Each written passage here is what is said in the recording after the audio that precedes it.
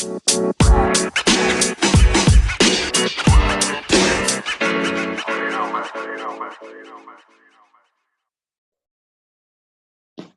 everybody! Tyler and Stephanie here. We're going to talk. This is part 2, and this is the first video, but this is part 2 of our interview series that we're doing. She's writing a book called The Daughter of He. And yeah, we're working together on it. So, Stephanie. Hi, I'm Stephanie. I'm clearly, and I'm also the daughter in The Daughter of He. And okay, so let's get started. And I think what we can do too is it's up to you. I'm not gonna really look over there. We'll just talk, you know? No, I think that's a good idea because the fact that if I look that way, I'm already have the tendency to just look at me, and I'm like, no, look at the camera. You don't want to look at me. All right, so.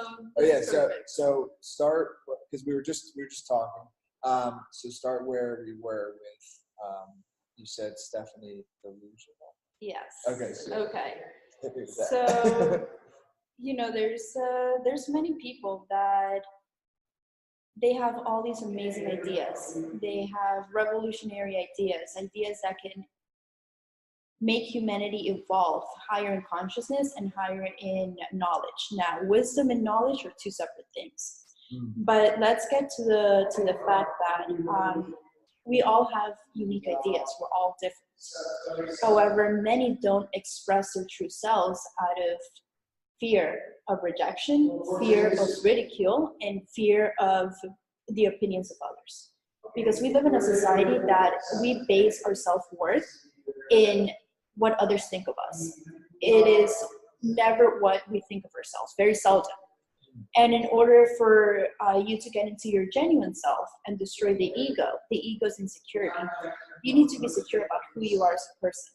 And for me, the only way that happened was hitting complete rock bottom and then realizing that I have now nothing to lose because of the fact that all my life, because of my mind, because of my interest, because of my appearance, I've always been ridiculed, gossiped about.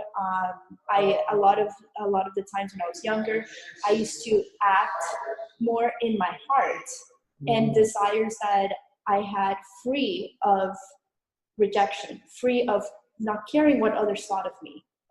And once I started to truly be myself, people are afraid of that. They fear that. When they see somebody that is finally themselves, they want to get there. And the way of bringing that person down is by ridiculing them, making fun of them. And for me, it got to the point where a lot of rejection from society led me to suicide attempts. And I knew that I had so much to offer the world in terms of my unique mind and my ideas, but it came to a point that they almost were dead forever because of the type of perception that others had of me.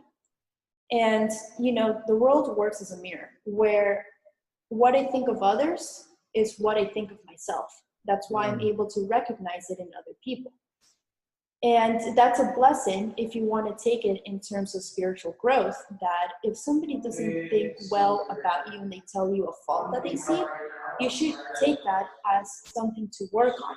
Or it can just be completely misleading where you just say, for example, somebody were to tell me, oh, Stephanie, you're worthless, for example. That's what they think of themselves. However, if I'm secure and I know my self-worth, I am not going to get affected by that. And instead, I would have compassion for them because I see that they're suffering. Yeah. And a lot of people, if you're hurt, they want to hurt that back. And for so long, when I first was coming out of this complete depletion of the soul, and I was finally coming out, and I numbed myself with weed 24/7 to not feel anything. I also numbed my mind because I was afraid of my mind. I was afraid of the type of ideas that I held. And these ideas led with math and physics on how existence began. Now that's an interest that not many people hold, but I always pursued that because I found that if we know where we come from, then we know where we're going. But most importantly, we realize our infinite potential and capabilities because of, I'm sorry. No, you're good. I was just going to say on that, like, it kind of comes back a little bit to, if you remember when I asked you about, like, death, like, where do you think we go after we die? And I brought up Alan Watts about how he kind of, what he says is it's like, what was it like before you were born?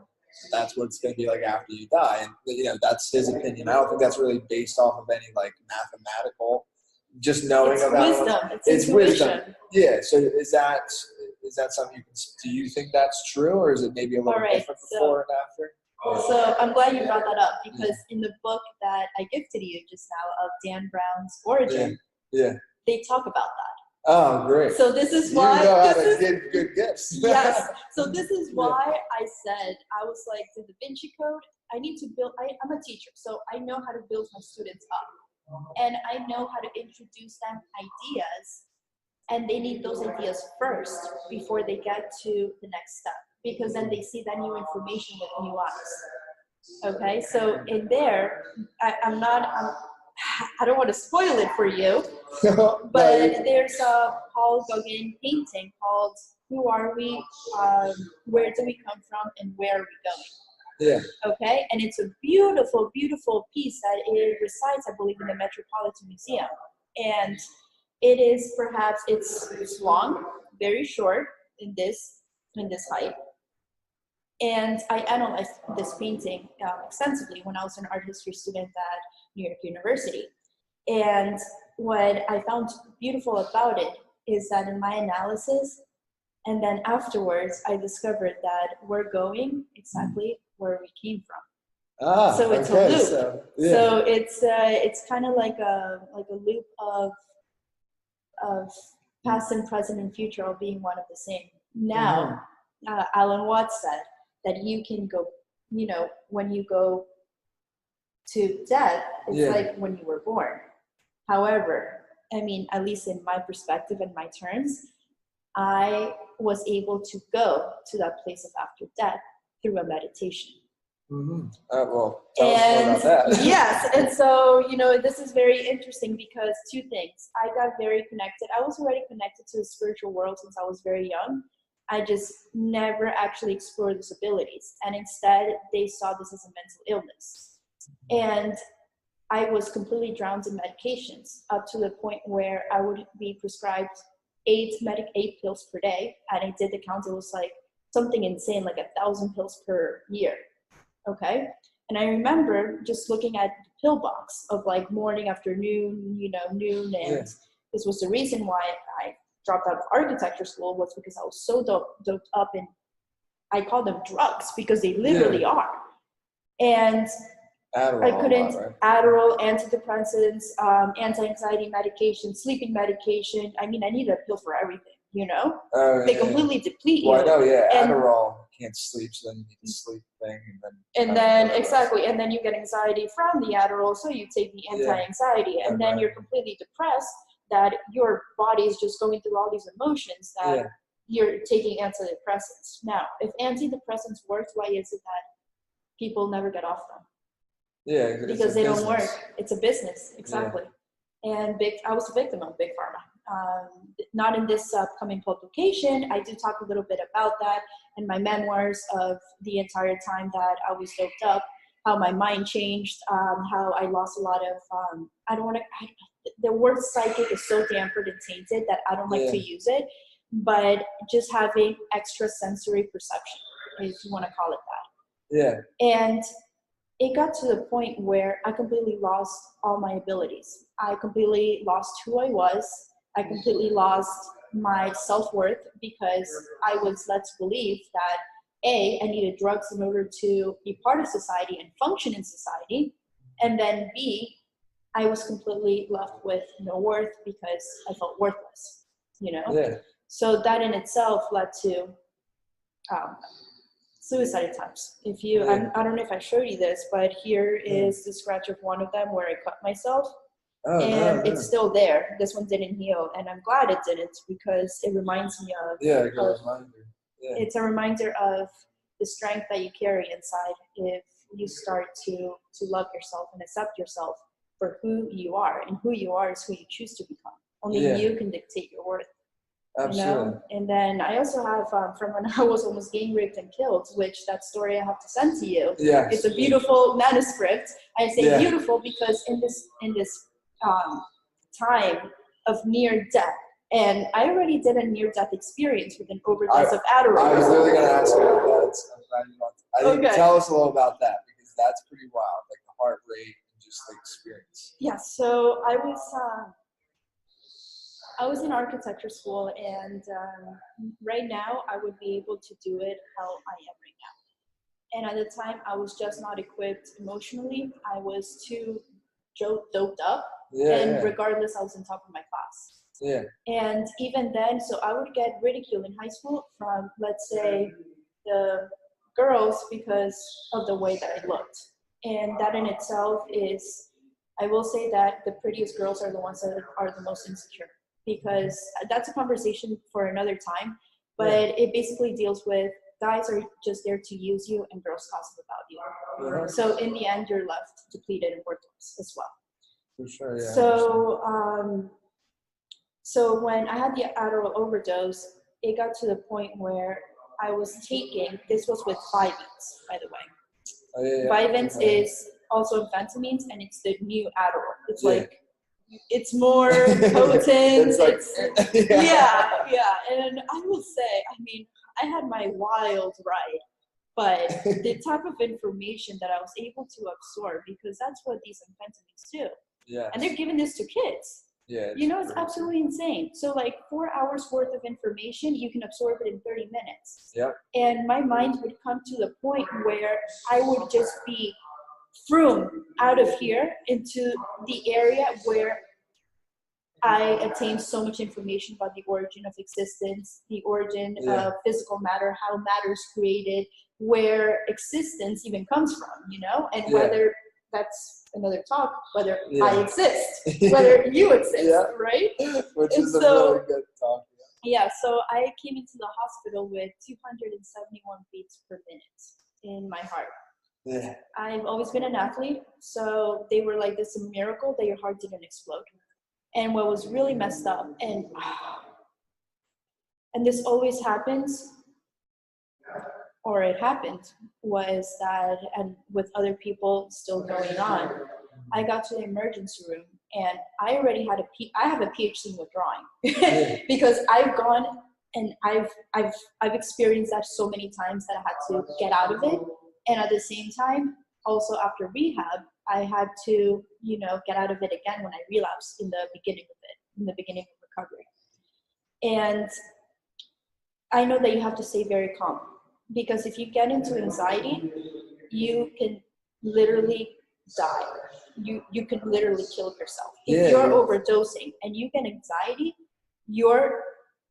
that panic attack is going to make your lungs, you know, like congested. Your entire respiratory system is going to shut down, and that's the end of it, right? So I go in the most monochrome tone of voice to the lady in the registration of the emergency room, you know, the one in the front desk, and I go, I am overdosing. I'm about to have a heart attack. And she's like, oh, just sit over there. We'll assist you later. Yeah. I faked fainting. Wow. Yes, I had to. And this is when your heart was that high? Like, it hadn't gone yet. Not yet. Okay, it was about to. Yeah, so you kind of knew it was I fainted. But here's the crazy thing when I fainted, was the fact that somehow my mind shut down. That was the point where it was like, I'm done. And in that instance, then she started freaking out. And I'm like, I'm here overdosing. I'm about to die. You know, it was just a horrendous experience. And she didn't even care. She's like, oh, just sit over there. We'll be right with you. Yeah. When somebody comes in and says, I'm overdosing and I feel like I'm going to have a heart attack, don't you think that they should go directly into getting an assistance? Yeah, I think so. Yeah, I think so I as can well. totally relate just real quick, because as you know, I've had panic attacks. I think I told you about. No, I didn't know that. I didn't tell you? No. I've had it's now been about like 6 months since I've had one, but I went through like a 3 to 6 month period where I was having them like weekly. It was, and I didn't know why. Like it was just. Were you happened. smoking weed? No, I was. From what they tell me, it was just that I was like overworking. Is what they say, and that I wasn't. I'm like very much an extremist. So like. You're like me, black and white. Yeah. So like, what I'll do is when I'm focused on a target with work, I'll totally forget about my nutrition, my health, like everything else, and just like work, work, work. So now, luckily, I figured that out, and I do have more of a balance. Sometimes I think I still overextend and work a little bit, but so they kept happening. But the first one, my first one I had, I didn't know it was a panic attack. I thought it was a heart attack. And it's horrible. I've had it many times because your mind's melting, like your limbs, like, yeah. I literally called my mom to tell her that I thought I was dying. So I did. I really did. Like, I called her and I was like, I don't think I'm gonna make it. I want you to know. I love you. I want you to know how I feel about you. I like you a lot. I love you. And then I literally called a Lyft, or like an Uber, like a Lyft. Yeah. And I get in the car and I'm like, listen, I need you to take me to the emergency room immediately. Do whatever it takes. Get me there. I'm having a heart attack. And the guy was like scared shitless. But he got me there. He was blowing red lights. It was so crazy. And I was like, I'll pay the ticket. Like, just get us there. Yeah. So luckily, no ticket somehow. And it was right here at Mount Sinai. So like, don't ever go to Mercy Hospital. They have anything but mercy on you. No? Yeah. Horrible. But the same thing as you're saying happened. Like I went up to the front desk, and then I said basically, I think I'm having a heart attack. I need you to like get me in there right now. And then she was like, you can go wait and like sit over there. And I was like, I didn't fake fainting, but I told them like, no, like I'm not okay. And then they didn't take me back right away, but they took me to the side, took my heart rate, and now I'm blank. I think it was like 180 or something. It was 180, so pretty fast, not 270, but it was fast enough where like I was going kind of in and out of consciousness, like I wasn't. And then they took me back and they said everything was fine, but it was a panic attack. But what I think is interesting is that, like what you're saying, is anxiety. So if I did have anxiety there, but if I let anxiety go to another level, could that have actually really hurt me? Like, could anxiety taken me to a level of... So it feels like you're dying. Yeah. However, if there's some drugs involved, the chances, I don't know the statistics, yeah, but I don't think that you can die from a panic attack. Okay, I think that drugs have to be involved. So drugs and then anxiety on top of it. Exactly. Because especially amphetamines, so I was prescribed at that time 30 milligrams. Okay. Yeah, which is I was under 290 milligrams. Yeah, I think I was prescribed 40 a day for a while. Yeah. When I was younger, and I would take half of the 20, like the little orange ones. I would take 10 milligrams, and that would, for the whole day, I'd be set. Yeah, you would be like wired up, right? Yeah. 40 is like, so sorry, go ahead. So 290. That is an insane, unfathomable amount. Well, here's the thing. I was under a lot of other prescription medications. And other stuff too, right? Well, weed. Yeah. Oh, weed and that. But you weren't taking the like anxiety or like antidepressants at this time? Oh my God. I've had such a journey with prescription medications. You may have been. That I think I was under antidepressants, and I think it was antidepressants I was under this point, and under what they call an antipsychotic. Okay. Gotcha. And that came from me telling, the psychiatrist there, they just love giving those prescriptions, right? And my God, and it was always this new one that when I checked it out online, it was like $1,000 per month a bottle. And I'm like, how much are you getting from that? And she's like, refills, 3 of them. Yeah. And I'm like, how much are you making? You know? And there's no cure, because the cure is in outside. The outside world doesn't exist. It does, but it's an illusion. Okay? What really exists is our souls. So just to clarify, because I think this is crazy, so the doctor does get a cut when... Absolutely. Yeah, see, that's like... that's messed up. What is that called? That like shouldn't be allowed. I forget the name. There's actually a name for that in business where it's like, you shouldn't... It's like conflict of interest, pretty much, right? Because if the doctor's there to help you, then they shouldn't be incentivized to sell They should just, their only incentive should be that you get better. It shouldn't be to make money off of. Here's the thing. For people that really truly want to make you better, they're not going to change who you are as a person uniquely. They're not there to change you with drugs that they're banking from. Psychiatrists are not there to help you. They're there to help themselves. And the American Board of Psychiatry, I've done a lot of research because this is part of not so much of The Daughter of He, but an upcoming book that deals a lot with government corruption and how we're all controlled and how our emotions are suppressed and our emotions are manipulated by, I don't want to say the elite, but the global financial corporations and government and religion, that they can only exist through fear, shame, guilt, and depression. We talked about that. Yeah. So that and the big pharma and all of that goes into that upcoming publication after The Daughter of He. But what happens when, by the way, 70% of Americans right now are under prescription medications. 70. So, people are not talking about this. Yeah. What defines that, just so I understand? Okay, so number one, the most prescribed is antidepressants. Really? And number two is opiates. We have an opiate epidemic. Yeah. And then there's a lot of them that goes indirectly correlated to depression, which is diabetes prescription medication. And that goes with the emotion, literally, when they say eating your emotions.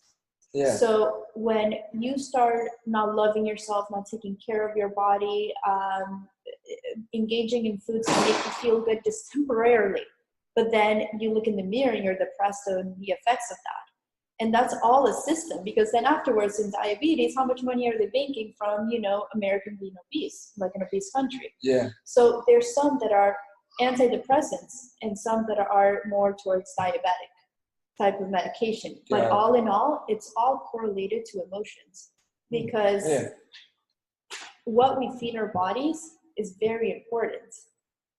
And people don't realize that what you put in is the type of fuel that you're running under. Yeah. And your mind is the muscle that consumes the most energy. So that's what you're feeding your mind. And your mind is what operates your reality, And so let me just get back. We got a little bit sidetracked. Yeah. Well, we do that. Yeah, we always do that. So we take you on a wild ride. Always. But just to end with Big Pharma, because I really don't want to get too much into that, just because it's not part of this interview, but it's something that is very important, is the fact that people don't realize that the American Board of Psychiatry is a nonprofit organization. And even though they make billions and billions a year, they don't pay taxes. And not only that, but the CEO, which I'm not going to get into the name of him, he invests in nuclear research. So just leaving it off right there. Yeah. Just to something to think about. You have to tune in for another one to hear more about that. And the type of research that I have is astronomical. It opened up my eyes at how grateful I am that miraculously I got out of all of that. That I was a victim of Big Pharma, and the reason that they do that is because the economy doesn't profit if we're happy.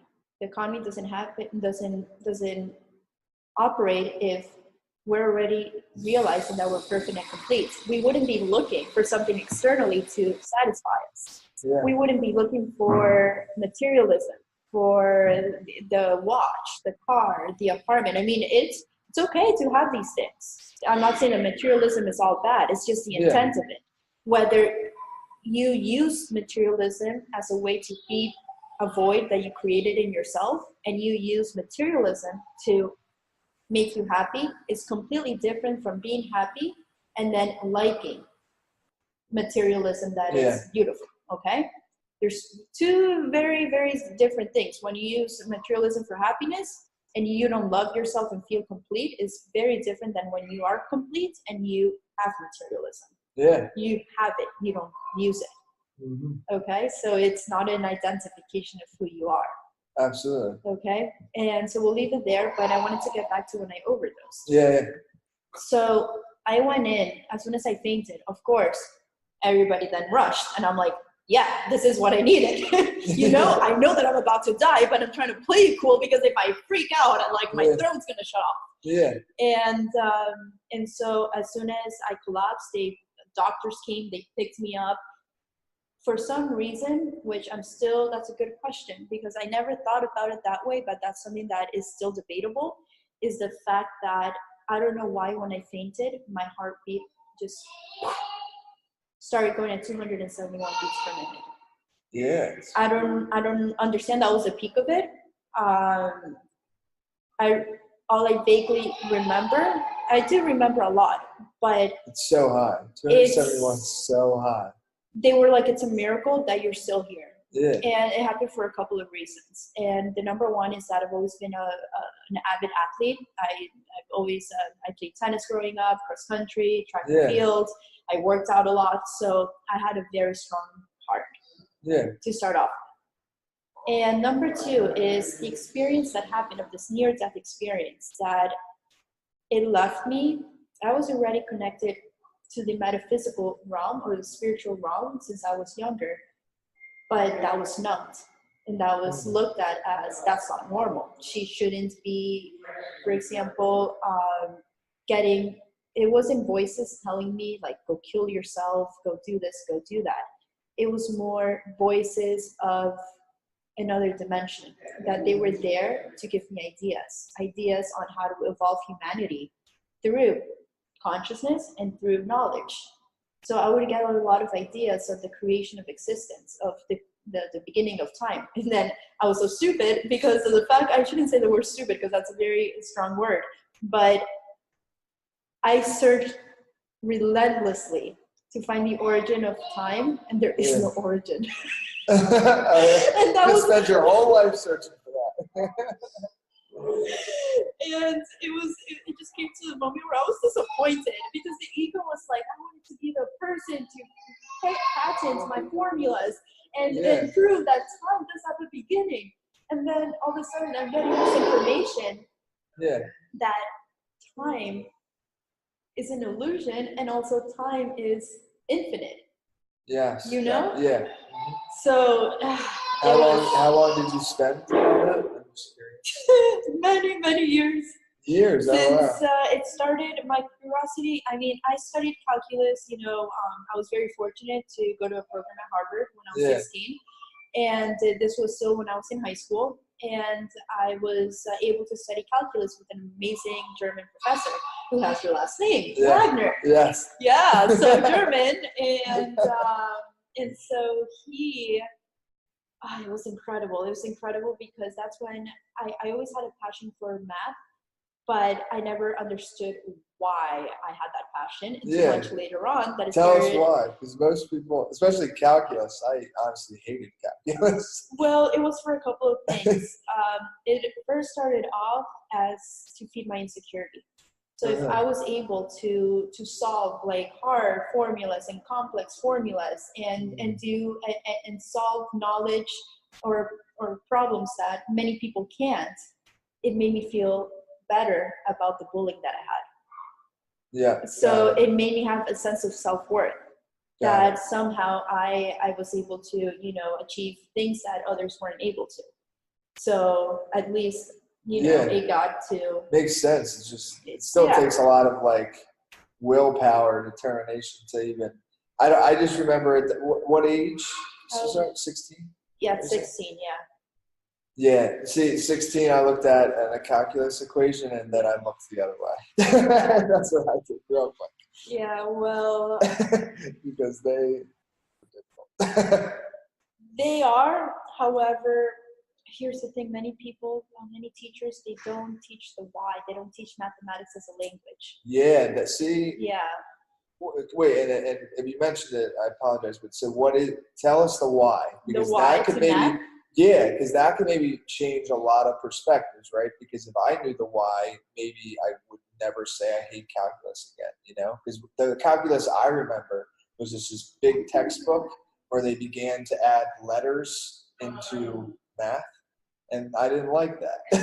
You know, I was like, yeah, yesterday a student, I was, like, you know, she asked me, and she was like, you know, I loved math until the alphabet got involved. Like, I learned ABC, not 3A, 3B, 3C. Exactly. But once I explained to her the why to math, they catch it on like that. Okay. Because and it's also, it interests them. So for example, when it came to calculus and physics, what really captivated, I guess if you want to call it, not only my mind but my soul, because that purpose of mine already was there since the beginning of birth, since before birth. Yeah. You know, we choose who we're born into. Our family is the school that we need in order for us to evolve and have those tools in order so that you can complete your life purpose. However, many people don't complete their life purpose because they are programmed by capitalism and financial corporations to think that their purpose is to make money. And basically they spend all this time in the office working, you know, endless jobs, and they never find their true purpose because they identify their purpose with materialism. So for me, I wanted to become an architect was for that reason, for the glory, the fame of me going to everybody that ridiculed me and be like, you see that building up there? I did that, you know? Yeah. And then I found out, you know, I quit school because I was miserable, and I was also under too many prescription medications to even function, but it was meant to happen because I chose this life of, you know, of growing up, you know, extremely, extremely comfortable. I talk about this in my book. I grew up with basically like a legit princess in this world, where I woken up by the chef of the house. What do you want for breakfast? My water was warmed up. I didn't even dress myself until I was like 8 years old. You know, I had chauffeurs, and you know, the good life. Yeah, if you want to call it the good life. Yeah. But I grew up without love, and my love was objects, because if I cried, here are Barbies. If and my parents were always working, so I never grew up. My mother didn't raise me, and I'm still working on that relationship because I don't think that she helped me as a baby. She was always like, oh, you know, here, this is the nanny, you know, she takes care. And in the beginning, bonding with your parents, your mother, that's very important. Yeah. And, you know, I'm still working on that, but as I changed, she changed as well, you know? Yeah. So it was amazing. But, you know, I grew up in this incredible world, if you want to call it incredible, because it was very comfortable, you know? But if you don't have love from your family, it's exactly. And then I go through, you know, complete poverty at 16 when my father passed away. It was during the stock market crash of 2007. My dad died a couple months before the bubble burst, left over 20 properties in my mother's name. He had built a multi-million-dollar empire, and it all went to scrambles with those properties left in my mother's name. She was a housewife. She didn't know what she was doing. Yeah. And there was a point where she had to pay like $100,000 in taxes for a few houses. And I told her, don't do it. I was 14 years old. And I was like, don't do it, because this is going to pop. And at 14, I already held that information, which I don't even know where it came from. Yeah, that's interesting. So something told me, and I'm like, Mom, don't pay it. Don't do that, you know? Yeah. And so everything collapsed. There was, you know, $1 million about left in the bank account. Yeah. Completely blew it off, you know. She, I don't want to get too much into my family story, and because I get into it in a little bit in my book, but I like to not talk too much about my parents and my brother, because that's their lives, you know. For sure, I understand. But I got turned into complete poverty by the time that I was 16. And by the time that I was 18, I was homeless. I didn't have, like, I was sleeping in NYU library. I was, you know. You talk about that in the book too. Yeah, I slept in a lot of friends' places. And I lived from a suitcase, basically. Yeah. And this is all coming from somebody that grew up, you know, with everything. By the time that I was 19, I was in government help. I was in food stamps. And it came to a point where they asked me, Steph, why are you releasing this in your book? That's embarrassing. And I'm like, no, it's not. You know why? Because of the fact that if I don't show my true self or who I am, and I own to my weakness and my strengths, it doesn't make me who I am, you know? And we're only ashamed of our past if we are not secure of ourselves and we don't love ourselves. Yeah. You know? So, and I'm not the only one that went through this, you know? And it came to a point where I went through drug addiction. You know, I went through several suicide attempts, you know, and all of this I chose, you know, before I was born, because in order to complete my purpose, which is to evolve ideas and knowledge, but most importantly, help others reach their full potential, you know, I had to get out of there myself. Yes, absolutely. Yeah, because in rehab, you know, I had a psychologist, and I'm like, I'm so grateful that you're here and you're trying to help us. But were you an addict? And she was like, no. But I have many people in my family that were addicts, and that's probably why she became a psychologist, to help, you know, to help others. And I turned to her and I go, you know, how can you help me if you haven't gone through what I've gone through? And that's when I realized, and it started clicking, and I'm like, if I get out of this, then this is my purpose, because I'm there to guide others, because I went through that. You know, I know how you feel. I know your thoughts. I know what you're about to do. I know, you know, what you shouldn't be doing and what you should do. Yeah. So that within itself, you know, it enabled me to not only grow as a person, but fulfill my true purpose, which was to spread ideas. And how was I going to do that? Through writing books. You know, and so before, what I'd love to ask you, explain kind of like the Daughter of He, like your upcoming book. Explain like absolutely, like explain like what it, maybe there's 3 parts, like what it is, right? Because I think for a lot of people, I think the title is pretty intriguing, but it doesn't say enough that you know like what it is, right? So like what it is, some of the and stories that are involved, and then like, you know, it's going to teach people things as well, right? So in some ways, so I think absolutely. So before I get into that, can you please pass me my water bottle? Oh, I need to take a sip of that. Absolutely. Go into my bag. Really? Yeah, perfect. Thank you. All right. Awesome. I love that, because I thought you were going to say, which actually water is profound, actually. An important thing on this earth. Yes, it is. Yeah. Okay. So the Daughter of He. So there were several things that went into this first publication, because I first just wanted, my biggest passion, I mean, it's up there with helping people. But for me, it is my biggest passion, is going into the creation of existence and physics and math. That for me, for some reason, I was willing to die with Adderall to get that information. Yeah. So if it was must mean something. It must mean something. So that was what I wanted my first publication to be about. And the reason why I later learned on why it is that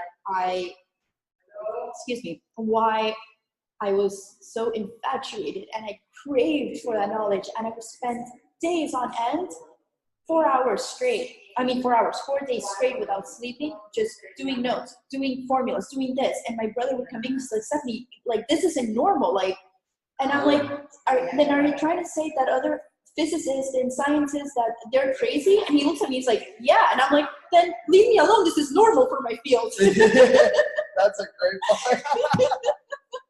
Yeah, so I love the way you like spun that on. Yeah. Like, well, then this is normal. Yeah, so that obviously, like, the stories of that. So I'm just going back to that vision, and I thought it was hilarious. And so that's my true passion, because for me, I absolutely love to prove existence, because of the fact that if we prove where we come from, as I said earlier, then with that information within itself, we hold infinite potential to realize that we can create our own reality. And how? It's because, and I get into this in my book, we live in a computer simulation. Yes. We live in that, we're right now in that simulation. I can explain it, but unless you actually experience it to the point where your consciousness is elevated, and you can get there through meditation and raising your vibration, you actually feel the immersion. You actually feel the simulation. I feel like I feel it sometimes. Yeah, you That's feel it why sometimes? I was telling you, I think before we even hit record, where it's like, I still am not 100. I don't know, I'm going to say, but I feel I'm leaning more towards the simulation. And so tell me if this has any relevance, but one of the things that I start to notice, and maybe this is not relevant, right? But when I look around, you see all the little dots, like the little, you know what I'm talking, like it's almost like the little, like, the static. Yeah, static of the frequency of the radio. Yeah. Like I see that often. And I think to myself, I'm like, that's kind of weird. You know, like it's like just, and I see it. I don't know. So that to me makes it kind of feel simulation-y to me. Well, it's technology, right? It's static, as you see in the television. By the way, the television was invented by the Nazis. I don't know if you knew this. I did not. For massive mind control, basically. Because under the, I don't know the name. I need to study more into this because it's so relevant to everything that I'm in. Yeah. There's types of waves that your mind goes under. It's like theta waves, I think. Okay. Where your mind goes into the same state when you were age 0 to 7, when your mind was a sponge. And in this state, it's a hypnosis type of state where you're still awake, where they can control your mind. Oh, yeah. And that's what it's called, television programming. Vision programming. Whoa, never ever heard that before. So it's very important. And by the way, video games, that's something to get into in itself. Whatever you're playing in that video game, that's a simulation right there. That's actually happening in another dimension. Yeah. And with that affects whatever's happening in all the other dimensions, it affects this dimension as well. So that's something to get into much later on. Yeah. But let me just get into television programming. So it's very important that whatever it is that you're watching, that it's relevant. For example, I watch Cosmos 1,000 times because of the fact that the more that information is repeated, the more that I'm able to apply my knowledge into that. Yeah. I love watching history films. Or, by the way, history's so tainted. If the news is bad, imagine how history is. Oh, yeah. You know? So well, and you know that even I'm sure you've heard of that game or something where it's like whispered down the lane. I think you know. Of course. Right. So it's like 10 people in it. So if that can get that screwed up, imagine what just even 50, 100 years can do. Exactly. So let's go back to your static. Yeah. So this, we are right now inside this computer simulation, okay? And whenever you see that static, and you're somebody that you're very high frequency, you're somebody that you're very high energy, okay? So when you tend to get into, remember we were talking in the previous podcast, if you want to check it out, it's you should be putting the link, I would suggest you put the link to your podcast. So that was, and it was spontaneous. We weren't even supposed to even do a podcast, but what we were talking about was so interesting that Tyler was like, boom, record. And it starts off in the middle of like a mathematical like formula that I'm like, you know what? That's gonna actually put people to kind of sleep in the beginning. So we should have started right down the line. When that was 4 minutes, that's when it really starts getting interesting. Which that was, you know, that's when I relapsed and I started smoking weed again and everything that happened. The weed part did capture. But the beginning is also very interesting. If you truly pay attention to it, it's very important. But the static. But I was actually going to go into something else, but let's do the static first. Okay, yeah, I'm curious. Okay, so you're like, this is me. Hold on, I need to. Okay, so what that means is that when you operate in a certain frequency, okay, so when you're in shame and guilt, these are the lows. Yeah. So your frequency is actually very, very high, the logarithm, the wavelength, okay? Yeah. The higher that you get in the spectrum, going towards love, joy, enlightenment, your frequency is going to be more calm, but at the same time, it's going to be resonating more towards, and this is just got channeled actually. Yeah. That's amazing. I never thought of it this way. Yeah. You know flat line when you're dead? Yeah. When you are in enlightenment, you're closer to that flat line. Whoa! Yeah. Whoa! And dead is everything. How do you know that we're not dead right now? You know, and I know that's a thought that you've probably had before. Absolutely. Well, I'll get into that in another time. Yeah, that's because we should dive deep into that. Yeah. It's both. We are dead and alive at the same time. Yeah. Yeah. So it's but I mean, and this is Alan Watts stuff. Right. Share it to me. Yeah. But I will go ahead and say that I don't want to say that this is the truth. You know, this is what I've discovered, and it comes from a place of humbleness that it means I don't know if it's true or not. These are just my ideas. Yeah. You know, I can't prove it for sure. I can't even prove my own existence. I mean, you can to a certain extent through a lot of solipsism is an amazing term. We'll get into that another time. But wow, I just completely lost my thought right there. So we're dead and alive at the same time. But when you are going more towards the enlightenment type of frequency, that means that you're tuning up the frequency like a radio, you know? So you go from like 88.9 is a certain frequency, and then you're going to like 110, you know? Yeah. You need to tune it up to that. So when you see that static, it's usually that you're going up or down in frequency. But usually it's, if it's, for example, if you just encounter somebody that is operating under anger, under fear, under anxiety, under pride, those are lower vibrations. Yeah. So if you don't cleanse yourself, once your energy, if you don't cleanse that after you're done talking to them, then you tend to go a little bit towards their wrong. Got it. All right. And if you're with somebody that is very high energy, then you're also elevated up to that point. Yeah.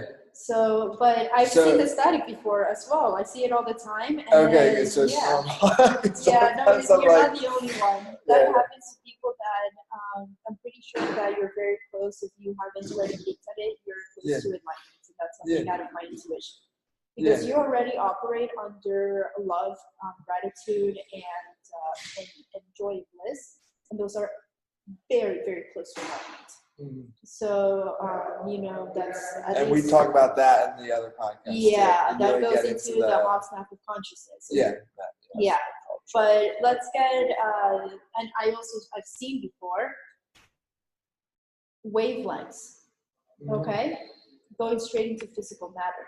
And I've seen matter in binary code. Yeah. And you know that's a bit intense, and that's something to leave for another conversation. But let me just get into the daughter of He. Of why the title, and so that was a little detour. Yeah.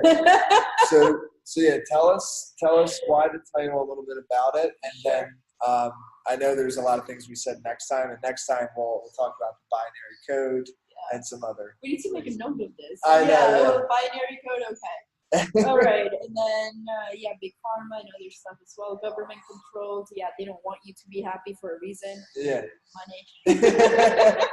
A lot to still talk. Yeah, a lot still to talk about, and but let's go to the daughter of He. So when I had this passion with proving where we come from, is because there's a difference between the computer generator and the computer simulation. The generator is what operates our physical reality. That's why they say thoughts manifest things. But many times, for example, in The Secret, why do thoughts manifest things? Like, where's the math in that? Where's the physics in that? Yeah. So all that information, I try to go into the mathematical side of it. How is it that thoughts are manifested? Well, because they are taken from the computer generator, not the simulation, from the computer generator in binary code, and it gets translated into physical matter. And the converter of binary code, which is computer language, 1 0 1 0, on off, life, death, infinity. Anyways, that should be like a little rhyme for like kindergarten, you know? I was just thinking, I was like, somebody should turn that into like a beat or like something musical should happen. Yeah, so you get that information, okay, in binary code, and your mind is a catalyst. It is a converter of binary code, and then it projects it out, that binary code, into physical matter. Okay, so that is why they say that is how physical matter is formed. However, your emotions, which are your thoughts, is how you experience that simulation, that manifested simulation. Got it. Did that make more sense? That was a very hard and very advanced, complex concept to explain. So in The Daughter of He, you tell, yes, like you kind of teach us this, but you do it through multiple stories of your life. Is that accurate? Very accurate, correct. So when I first wrote that, and I just wanted to release these ideas, and I'm like, oh my God, I love this information because of the fact that if I put that out there, there's other people that are going to spin off from that, and then we can collectively evolve, you know, our ideas. So my brother, I sent him a little manuscript of it, and he read it. He's like, Stephanie, dumb this down by 1,000%. The normal person is not going to understand this. Like, I don't even understand like 2%. I understood like 2 words of the entire paragraph. And my brother is very wise. He's very knowledgeable and very intelligent. And so he's like, Stephanie, this is not going to sell. This is going to sell perhaps to people that are in theoretical physics or math or, you know, professors or students of math that are interested in that, you know? Yeah. And I'm like, yes, but you don't understand. People need to know about this. And my brother's like, yeah, but that's not going to sell. Yeah. I had another thing hidden, which was my story. Yes. Which is very abnormal. Very abnormal story. To say the least. Yeah, he's had a few excerpts of my manuscript, and oh my God, poor my ex-boyfriends, because my career is going to be based, well, I don't want to say my whole career, but my books are most of them are going to be based off our relationship. They're never named, you know, they always have different, and they're not like, oh, it's a different name, like pen name. Like, no, like for example, in this book, it was about my recent relationship with Mr. He. Yeah. Okay? In the upcoming one after that, it's the Casanova Prince. Mm-hmm. Okay? And then it always, but I don't bash them. That's not what I do. Yeah. What I do is that I take their weak points or points that I see that they're struggling with and talk about it on how to evolve themselves through destroying that. Mm-hmm. Okay, so it's more as a guide of, see, I've always seen the good side to my romantic relationships. I've seen the bad sides of it too, the dark sides, but I only see it as unresolved issues. That's not who they truly are. So it's always a little bit of both, you know. It's always about the good person and the bad person inside. So always I go in, and that's the thing. I cannot try to fix somebody in the name of love if they don't want to change. Mm-hmm. You know? Absolutely. Because you want to see the person who you're in a romantic relationship with operating at their fullest potential. You want to see them happy. And for me, I'm somebody that I'm able to get into because of my intuition and my experience and knowledge. I'm able to pinpoint exactly where it is that they need to change and why it's not letting them operate at their highest selves. Mm-hmm. Okay? And with The Daughter of He, it was a blessing, and I'm not going to say it was a curse. Nothing is a curse. But it felt that way because of the fact that I will first start off with saying, when you reach enlightenment, and whoa, that was weird how you just lit up. Yeah, I was like, what's going on? You just said enlightenment. Enlightenment? And then it did work. It's like, you literally did enlightenment and then a beam of light like came out. Okay. Is that the beautiful thing is that we are human. and we make mistakes. Okay? So with the daughter of Eve, it was something that was committed out of passion, out of lust, out of realizing later on after this relationship happened, which was only 31 days. And it was the weirdest relationship that I've ever had in my life. The weirdest relationship, because he was like my best friend.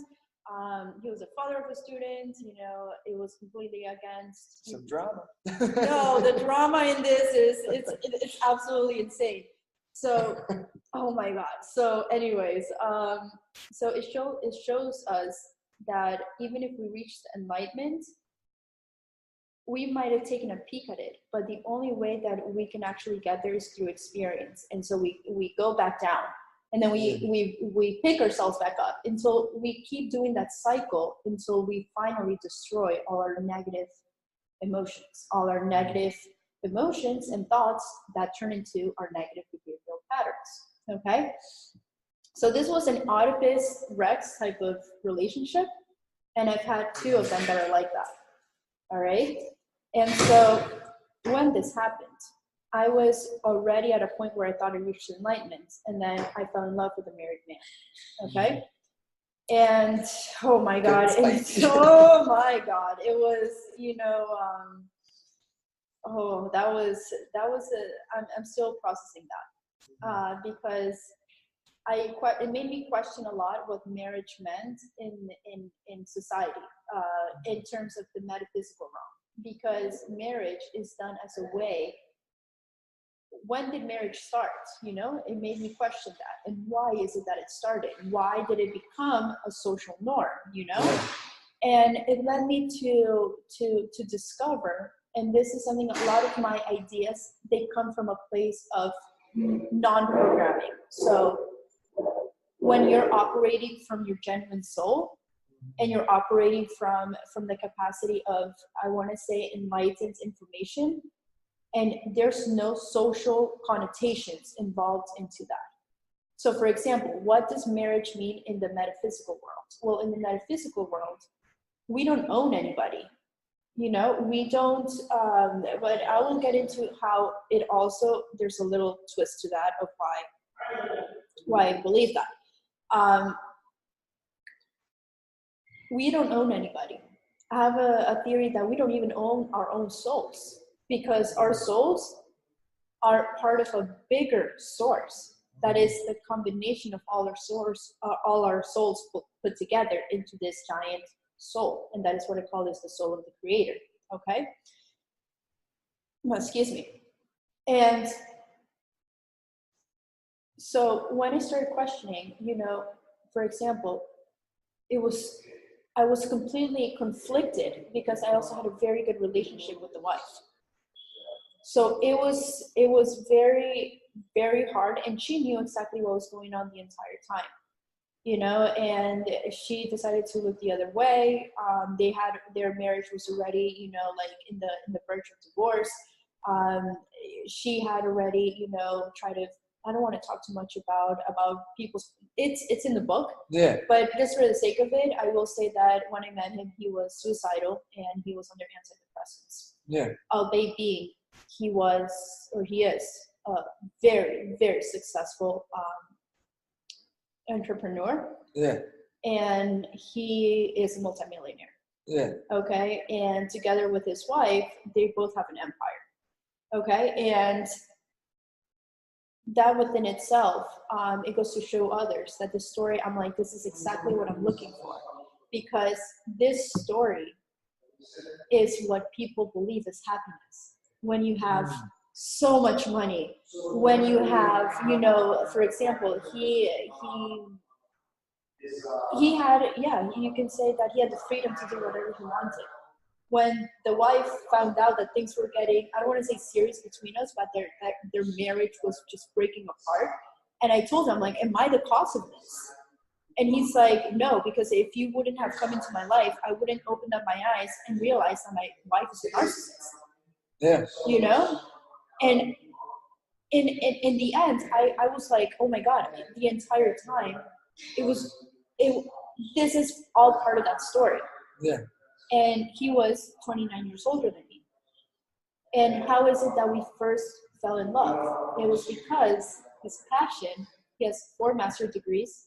One of them is in information technology. And it got to the point where I walk into his office one day. He's like, I'm going to liquidate my company. I'm moving to San Francisco. And I am going to start a virtual reality and a software programming firm. And I was like, I am so happy for you. Yeah. This is your passion. And he pursued finance because he thought that money was happiness. Yeah. And he was very similar to me, where he got bullied growing up because he was abnormally intelligent and always into quantum mechanics, into physics. So I saw a lot of myself in him. And so because he never though worked through that ridicule and that rejection, and he based his identity off his money. Yeah. So, you know, and, you know, when things started to get serious, his wife just one day didn't show up to work, took the passport of my student and her son. You know, he had various passports. I find out later on that she asked him, because he goes up to me during our lesson. He's like, I don't know what's going on, but my mom asked me today if I wanted to go away on a trip with her, just the 2 of us. And I'm just there, and I'm like, oh my God. Okay, so wait, stop there. That's a good place to stop. All right. Yeah, and then one thing too, we're gonna keep you hanging, because like that's a real good place. Like, I want to know what happens next. Like, so we'll stop there and we'll talk about it in the next one. Awesome. But I also think we should talk about intuition in the next one, because awesome. I think that you do have like maybe a more natural ability to tap into it than most. But regardless, I'm curious of like how you do tap into it. You know? Yeah. Because I think. And it's almost like that gut feeling type of thing that we were talking about before too, because I just think a lot of people ignore it. And I think they ignore it, but they ignore it, they're unaware of it. And then also, how do you even become aware of it? And that could be really helpful for you. Yeah, so absolutely. We should pick back up next time. Yeah, awesome. It was fun. Thank you. It was amazing, Tyler. Thank you so much. Of course. All right, till next time. See you guys. And I'll see you in a second. There we go. The podcast you just heard was made using Anchor. Ever thought about making your own podcast? Anchor makes it really easy for anyone to get started. It's a one-stop shop for recording, hosting, and distributing podcasts. Best of all, it's 100% free. Sign up now at anchor.fm/new. That's anchor.fm/new to get started.